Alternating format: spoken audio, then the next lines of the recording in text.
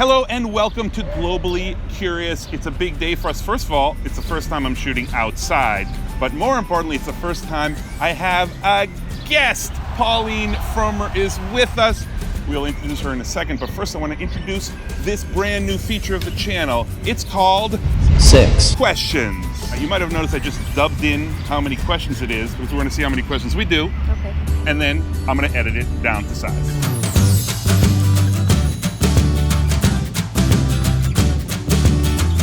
Hey, Pauline. Hey, Thank you for Seth. being the first guest. The channel is still small. I'm so happy you've deemed us worthy of your Nervous. I presence. can totally screw this up for you. You are a travel luminary, it's safe to say. Well, thank you. And she's setting the bar high. So we'll probably get some crappy YouTubers to come in next, and you'll end up looking bad. But you are the editorial director of Fromer's Yes. Travel Guides. And Fromers.com. I'm sure most people know, but let's say you're in another country and you have no idea and have never heard of Fromer's. Tell us why those guides, how those guides are different from other guides. I think they're more personal and opinionated than other guides, and they're not really crazy expensive in terms of the things we recommend, but they're not backpacker either. We're squarely middle class. And I always buy regular guidebooks, but what's online? Is there you do the PDFs? Do you do the app? Can you buy it on the app? How does that work? Well, we have ebooks, we have regular guides, we have all our information on Fromers.com, we have radio shows and podcasts, and In we fact, get a lot. we know each other more than anything from me being on your radio show. It's one of our best guests. So what we want to do today is same thing as the other videos. We're just going to hard talk about travel. I'm not going to ask Pauline what's the hottest destination. It's Iceland. Let's start off with one of my favorite questions. User reviews, good or evil? When they're actually user reviews, they can be helpful because you might find out that the hotel you're thinking of going to has construction outside, and you're not going to find that in a guidebook or in a magazine because construction comes and goes. The problem is they have become so powerful that hotel companies hire reviewers to post fake reviews. There are companies. They're like There are consulting companies. That's part of the problem. The other problem is when you go to a journalistically sourced base of information, like the Fromer Guides, like Photos, like Lonely Planet, like New York Times. Yeah, like Globally Curious, the fantastic YouTube station. Exactly. You're taking advice from somebody who has visited all the places and more that they're not putting in. But say you pick a hotel, you're taking the advice of a person who's been to exactly one hotel. And they may not know that right up the road there's a place that's better and cheaper.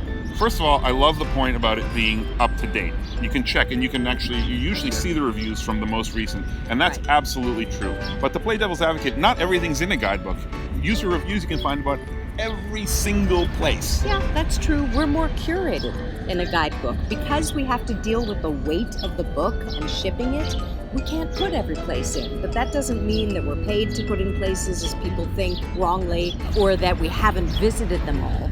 We're only recommending the ones we think are recommendable. Tell me this, I've always kind of wondered. Obviously, you're not staying overnight in every hotel. How do you visit the hotel? Well, and it judge? depends. It depends. When I wrote Las Vegas a while ago, I did stay overnight in a lot of the hotels because Las Vegas has something like 3% of all the hotel rooms in the United States, so I had to stay in a lot of places. How connected should travelers be to social media as they travel? You see people taking pictures and posting. I talked with some folks at a conference once, and they said their hearts were breaking because the great thing in the past about youth hostels was not just the price, but the fact that you would go down to the lobby and meet people from all over the world. Yes. And nowadays, everybody just sits in these lobbies tip-tapping to their friends at home. And it's tragic. I think it keeps you often from meeting people where you are. You know, I really literally just got chills because that's so nostalgic for me to think about that meeting area in the youth hostel where everybody's just, it's maybe the only place in the world where you can just go up to people and introduce yourself without any fear, because that's what everybody is there for. Right, and that's not happening anymore, so that breaks my heart. Yeah. But on the other hand, I use social media to borrow my friends' friends.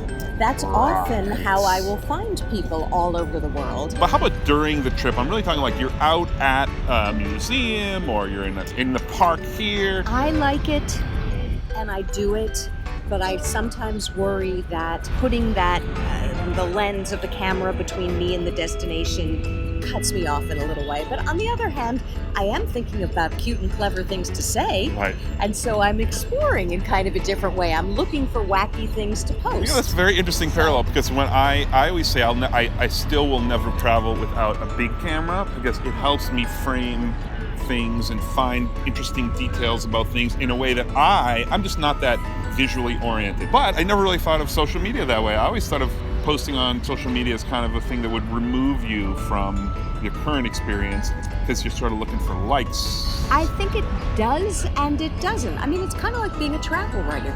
Travel writers, and this is going to sound snotty, but we travel better than other folks because we travel with purpose, and our purpose is to really explore and find out what the story is where we are. People who are obsessed with collecting points, or the point system in general, is that helpful to travel? People get to do more travel for free, or is it harmful to travel? I think it has to do with your personality.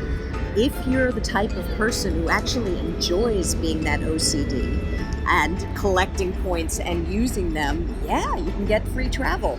Less so than you used to be able to, but still, that's a boon. If you're like me and totally disorganized, even though you're traveling all the time, you never remember to use your points. The other thing I don't like about the points is it drives you, if you use it for hotel stays, it drives you towards chains. Yeah. Use it for flights. Speaking of hotels, I find hotels controversial, but I'm not going to tell you why. Why are hotels controversial?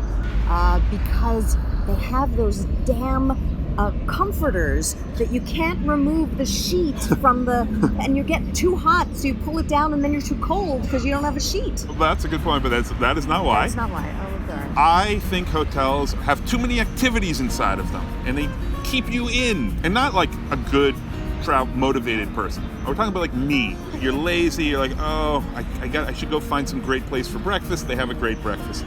I mean, there's some hotel I saw that now has an art gallery in every hotel. They're trying to compete with Airbnb, and what the big thing about Airbnb is it's local, it's an experience. So they're trying to make the hotel an experience now. So what do you think about hotel? What makes a good hotel for you? Location.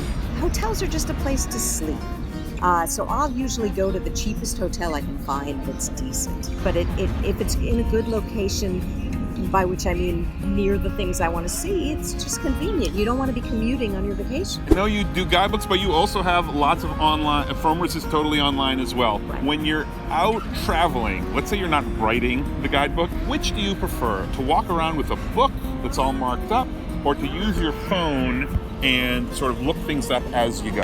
I know how the stuff on the phone is created, and so a lot of people who work for us often work for those mapping companies where you find, so I know that they often haven't been to those places. Right. I know that they are not allowed to express opinions. There are certain bits of language that are not allowed. Are you talking actually about the Google description on the map of each place? Because I just met someone, I was so curious how those get, because it seems like they're on every single location in the world, even like Starbucks, the iconic chain. And I just found out that, of course, they obviously don't go to those places. Right, they don't go to those places. It's like a factory, the way they create content. It's just not the type of human information that I'm looking for. When I look at a guidebook, I don't know, it kind of shapes my day. I have places to go. I know that it's curated information. I know it's going to be something that's really authentic to the destination rather than just what's nearby. What mistakes do you see travelers make when they're planning their trip in the planning stages? They don't.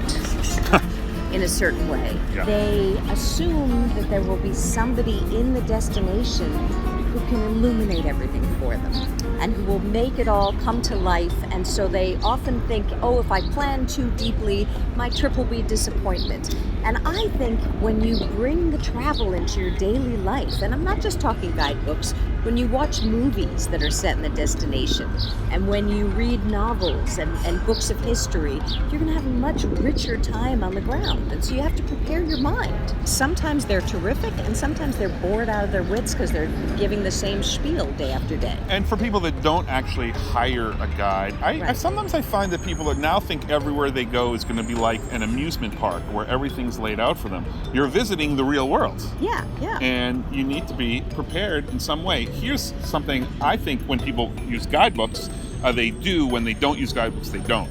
Guidebooks always have the little section in front about with the history and culture. Exactly. And that is just not on certain brands of sites. No. Certainly not on user reviews. And that is, in a way, more important. And I couldn't agree with you more about movies. Oh, and user reviews for attractions. Oh, my goodness. Wow, Pauline, that went better than expected. I mean, I expected you to be that great. I expected me to be more of a disaster.